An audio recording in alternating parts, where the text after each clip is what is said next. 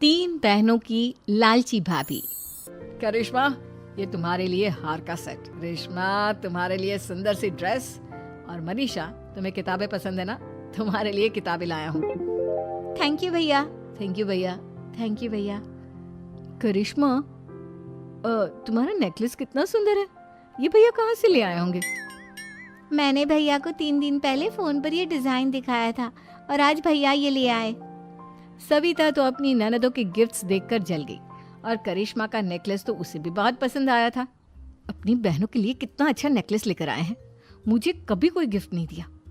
मैं आज ही ये हार चुरा लूंगी। रात में सविता करिश्मा का हार चुरा लेती है और इसी तरह उसे अपनी ननदों की जो भी चीज़ अच्छी लगती वो उसे मांगती नहीं, बल्कि रात के अंधेरे में चुरा लेती।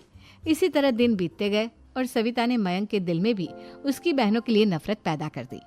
एक दिन मयंक ने करिश्मा और रेशमा के लिए रिश्ता देखा और ये बात उसने घर में सबको बताई। माँ, करिश्मा और रेशमा के लिए बहुत अच्छा रिश्ता आया है, वो लोग कल इन्हें देखने आ रहे हैं। आप और सविता मिलकर सारी तैयारी कर लेना। ये सुनकर करिश्मा और रेशमा खुश हो जाती हैं, लेकिन सविता सोचती है, अगर इन दोनों बहनों की शादी हो गई तो घर और बाहर का काम कौन करेगा? मनीषा तो एक नंबर की कामचोर है, उससे तो किसी बात की उम्मीद लगाना ही बेकार है। मुझे इस शादी को रोकना होगा।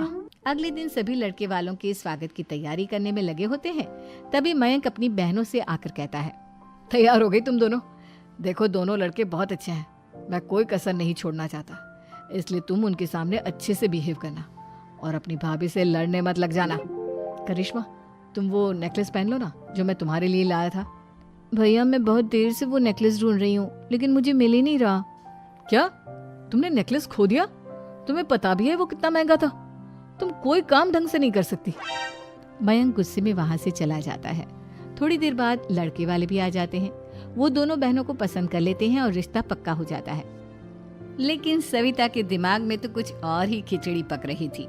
वो पंडित जी के पास करिश्मा की कुंडली लेकर जाती है और उन्हें पैसे देकर करिश्मा की कुंडली बदलवा देती है। जब लड़के वालों के पास करिश्मा की कुंडली जाती है तो वो दुर्गा को फोन करते हैं। बहन जी, हमने करिश्मा की कुंडली अपने पंडित जी को दिखाई थी। आपकी बेटी की कुंडली नहीं बल्कि दोषों का पिटारा है। देखिए, मैं और मेरे पति इन सब बातों में बहुत विश्वास करते हैं, इसलिए हम आपकी बेटी से अपने बेटे की शादी नहीं करा सकते। इस तरह करिश्मा का रिश्ता टूट जाता है और सभी घर वालों को बहुत दुख होता है। अब कविता सोचती है, चलो, करिश्मा का तो रिश्ता टूट गया, अब रेशमा का भी रिश्ता तोड़ना है। क्या करूं? अब सविता आवाज बदलकर किसी अननोन नंबर से रेशमा के होने वाले ससुराल में फोन करती है। हेलो, मैं कौन हूँ कौन नहीं ये आपके लिए जानना जरूरी नहीं, बस इतना सुन लो कि रेशमा का 2 साल से किसी के साथ अफेयर चल रहा है। बस रेशमा का रिश्ता तोड़वाने के लिए सविता का इतना कहना काफी था। अब रेशमा का भी रिश्ता टूट गया। मयंक और दुर्गा देवी ने रेशमा को खूब खरी खोटी सुनाई और उससे बार बार उस लड़के के बारे में पूछने लगी। आप दोनों मुझे क्यों परेशान कर रहे हो? अरे कोई लड़का होगा मेरी लाइफ में तो मैं बताऊंगी ना, जब कोई है ही नहीं तो कहाँ से लाऊं मैं कोई लड़का? तो तेरे होने वाले ससुराल वालों को फोन किसने किया था? माँ, मैं नहीं जानती किसने फोन किया था, मैं सच कह रही हूँ। मैं तो पहले ही कह रही थी, इसकी लगाम खींच कर रखो, लेकिन मेरी सुनता ही कौन है? आप चुप रहिए भाभी, ये सब आपका ही किया धरा है। अब तीनों बहनों को विश्वास हो जाता है कि ये सब उनकी भाभी ही कर रही है। तीनों बहनें अपनी भाभी को सबक सिखाने के लिए एक वकील कर लेती है और घर में हिस्सा मांगना। देखो भैया, माँ बाप की जायदाद में जितना बेटों का हक होता है उतना ही बेटियों का, इसलिए इस घर के 4 हिस्से होंगे और हमें अपना हिस्सा चाहिए। मैंने तुम्हारे लिए क्या क्या नहीं किया और तुम इस घर में हिस्सा मांग रही हो? भैया, आप और माँ हम बहनों की कोई बात नहीं सुनते हो और भाभी हमारी शादी नहीं होने देगी क्योंकि उन्हें लगता है कि आप हमारी शादी में ज्यादा पैसा लगाओगे और उन्हें हम जैसी फ्री की नौकरानी कहाँ मिलेगी। तो हम भाभी के साथ तो रह नहीं सकते, हम बहनों को अपना हिस्सा चाहिए।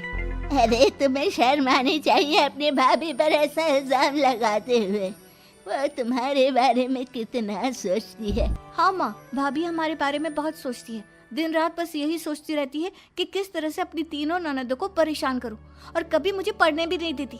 दोनों बहनों का रिश्ता भी तो इन्होंने ही तोड़वाया है और रात में हमारे कमरे में आकर हमारी चीजें भी चुराती हैं। इसी तरह सविता की तीनों ननदें अपनी बात पर अड़ी रही। अब कोर्ट में तारीख भी शुरू हो गई। जब सविता को लगा कि उसकी तीनों ननद इतनी आसानी से नहीं मानने वाली, तो उसने अपने पति और सास को सारी सच्चाई बता दी और अपनी तीनों ननद से माफी मांगी। मयंक और दुर्गा को भी अपनी गलती का एहसास हो गया। अब सविता खुद करिश्मा और रेशमा के लिए अच्छा रिश्ता ढूंढती है और उनकी शादी करवाती है।